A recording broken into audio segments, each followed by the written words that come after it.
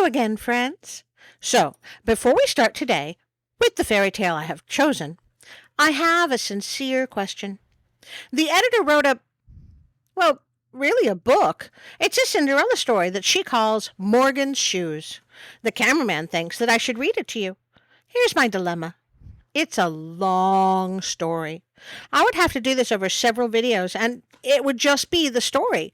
I would read it straight without comment or reaction, so, the editor doesn't kill me. Now, I could put this on YouTube, or I could put it on my Patreon for my supporters there, or I could not do it at all. I just can't decide. I would like you to help me. If you have any interest in listening to this original story, well, in that it's a different take on a fairy tale, please comment. If no one responds, then that is enough of an answer. I appreciate knowing how you feel about this, as it would be an addition to my regular fairy tales, and that's a lot of work. At any rate, we are here for the fairy tales that already exist, and this one is from Portugal.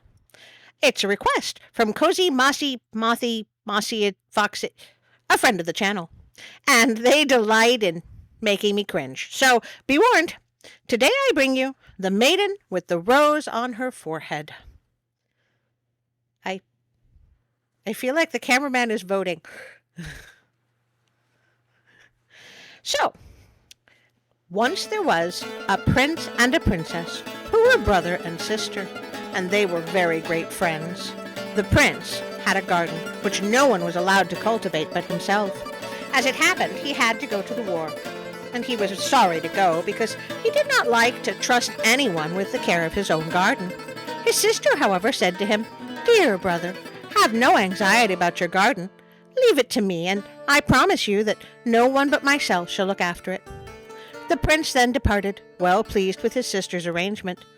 The princess, not wishing to leave the garden for 1 minute, as her brother was there constantly when at home. Really? Did he do any ruling, or was he just in the garden? Oh, sorry. Had her couch brought to the garden and placed under a large rose tree. After a time, she gave birth to a child, a girl with a rose on her forehead. Did I miss something? A husband, for instance, or pregnancy? Also, was the rose growing out of her forehead, or was it a rose-shaped birthmark, or was the child born with like a tattoo? I already have so many questions. Do these people rule their kingdom, or are they just gardeners? Maybe their names are just Prince and Princess. I'm so confused. The princess was much distressed at this, as it had come upon her without her knowledge. That was a quick pregnancy then. And she was always in the garden day and night. Maybe the rose tree was the father? This is unsettling. The child began to grow, and the mother sent her to school, enjoined her very particularly never to make herself known to anyone, because if she did, she would kill her. Wow, that's harsh. Maybe we mistranslated it or something. I hope we mistranslated it or something. The child went to school, and the prince was expected to arrive home very shortly, and it was thought probable that as soon as he should reach the capital, he would go and visit all the schools and colleges. When did he have time to garden? As well as the schools where the little princess went to. The princess, who knew this, told her little daughter that the prince would visit her school and that she was on no account to make herself known to him, as otherwise she would put her to death. I'm really not liking this mother. When the prince at last visited the school, he immediately noticed a new face, and he said, there is one more girl since I last was here, I see. Look, it's been at least 6 years since you were at the school, based on the theory that the girl just went to school. There's got to be a lot of new faces. This story makes no sense. The other children talked and made a noise, but this little one never raised her head, that the rose on her forehead should not be noticed, nor did she laugh and be merry like the others. The prince, addressing the children, asked which of them would make him a shirt. The girls all answered at once, "I will, I will, I will." But the girl with the rose on her forehead remained silent. The prince noticed this and said, "Then the girl who has remained silent and has not said whether she would or not is the one who shall have the honor given to her of making me a shirt. You will you not? Hey, you, silent one! I give you the honor of unpaid work you did not volunteer for. Sounds like a plan." I don't like any of this family. The girl signified by the movement of her head that she would. She went home and told her mother what the prince had asked her to do for him. The prince never once suspected anything, and though the girl lived in the palace, he did not know it. The princess told her daughter to make the shirt, but on no account to make herself known to the prince, else she would have to put her to death. Yes, we know. You are a terrible mother.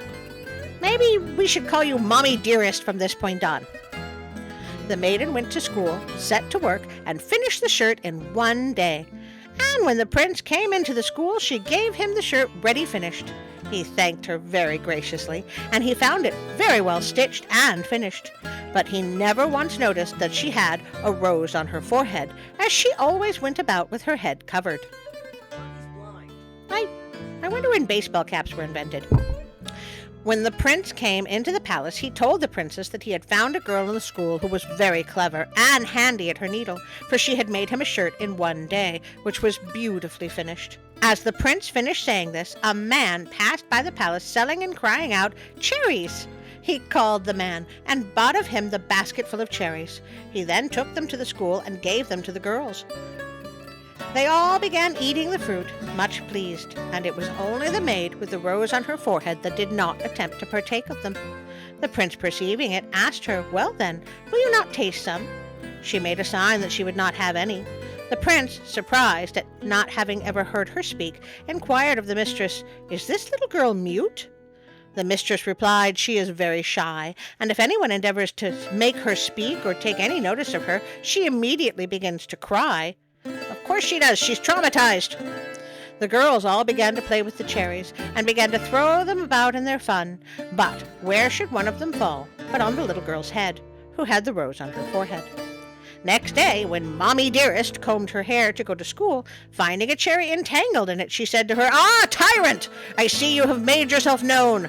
Mommy Dearest then stuck the comb into the girl's head so violently and killed her. Well, I mean, she's a woman of her word, I guess. I clearly need a content warning. Mommy Dearest then had the corpse put into an iron chest together with all her jewels and locked the chest in a chamber of the palace.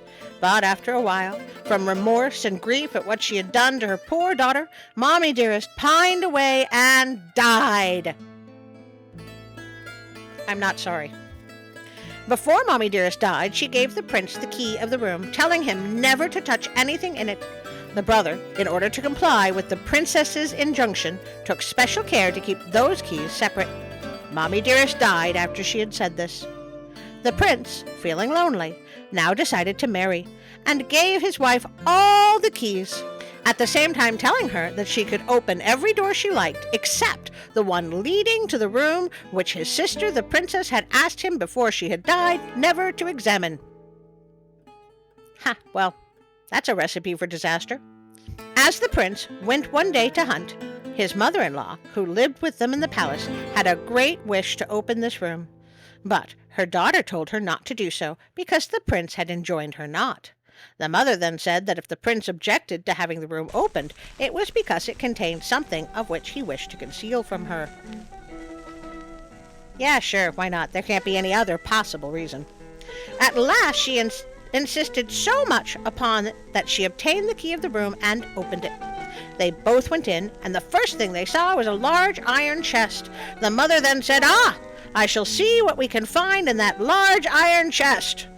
She opened it and found inside a most beautiful maiden with a star on her forehead, who was sitting down engaging in embroidering. Since I was sort of expecting a dead child, I'm not even going to ask where she got the embroidery material, but I am curious when the rose became a star, and what happened to the rest of the jewels, and how is she alive, and what has she been doing all this time for food and water, and I have so many questions. When the mother saw her, she said to her daughter, "Did not I tell you that there was some hidden secret here?" The wife, now jealous of the maiden's beauty, heated an iron, took the maiden out of the chest, and burnt her skin with the heated iron so that she remained all over scorched. Well, that came out of nowhere. When the prince returned from the hunt, his wife said to him, "Do you know that I have bought a girl to serve us to run errands?" Bought? This is so not okay. The prince, who was going to the fair, asked his wife what she would like him to bring her. She told him to ask the servant girl what she would also like. I am getting whiplash from the sudden turns in this story. What is going on? So the prince asked the maid what she wished from the fair. The girl replied that she did not want anything, but as he persisted in asking her to tell him something she would like to have, she asked him to bring her a talisman. Google, help me out here. Talisman, noun, an object, typically inscribed ring or stone, that is thought to have magic powers and to bring good luck. Those rings, so fresh and gleaming, were their talismans. Oh, thank you, Google. So, an inscribed stone. Got it. When the prince returned from the fair, he gave the girl the talisman. She took it to her room and lay on her bed. As the prince was curious to know what she would do with it, he hid himself under the bed. How? Did he follow her in? Did he have a secret entrance? Was he a master of stealth like in Skyrim? How did she not notice a grown man climbing under her bed?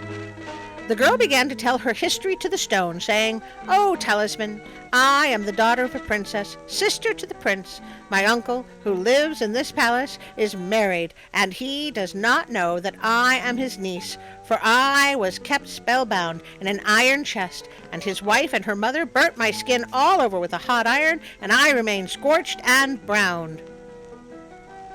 Burnt skin is not brown. It's a sort of reddish, pinkish, pearly color. I feel like someone was sneaking around here. Anyway, and when the prince returned home from the hunt, they told him that it was a servant girl. Now, my talisman, I have told you all my history, and you know all my life. That is really depressing. I mean, you could have at least thrown in some fun things like, I think my father was a tree. The prince, who was listening attentively under the bed, quickly came out, embraced the maiden, and I would have screamed. Oh my goodness! He just pops out from under the bed like a horror movie villain? This is a weird story. And asked her what she desired him to do with his wife, as he no longer would allow her to remain in the palace. The maiden replied, "Do to her the same she did to me." The prince then ordered that the same piece of iron should be heated, and his wife also undergo the same punishment, and have her skin well scorched with it, and then her mother should do the same, after which he enclosed them alive in a wall. I guess the prince is more like his sister than I thought.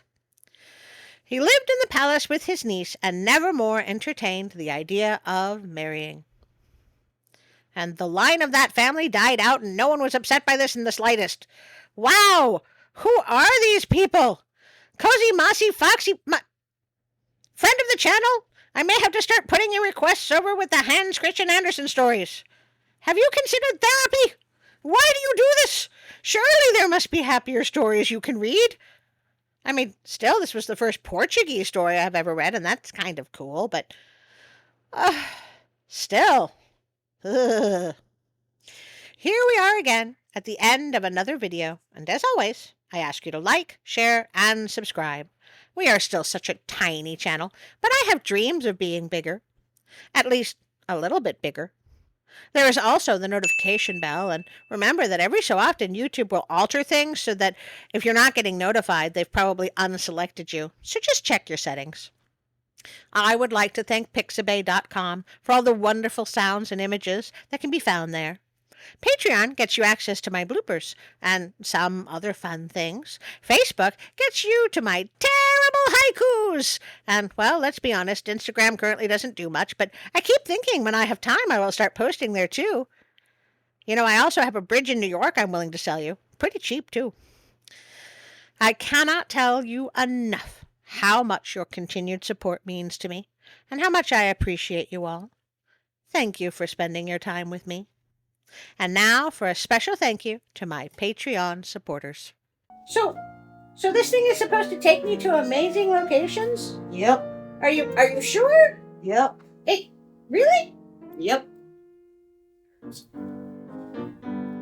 Right. It's not as complicated as you think. It looks like a window blind. You already turned the camera on? Oh. Yep. Oh, they're gonna know it's a green screen. Hold on. Whew. Okay, red leather, yellow leather. I can do this. All right, 3, 2, 1. I would like to thank my dear Patreon supporters, Robinson, Ida, Darren, Teresa, Brick's Journey, Karen, William, Josh, Colleen, and Callum, and now also Celeste, my greatest fan, and Mom. See, Mom, I am doing something productive with my life. Celeste likes me. I cannot thank you enough for joining us. Thanks to your generous support, we can now go to amazing locations like where I am standing now. I thought this was supposed to take me to amazing locations. Why is it still just green? I think it's broken. It's not broken. That's how it works, Artie.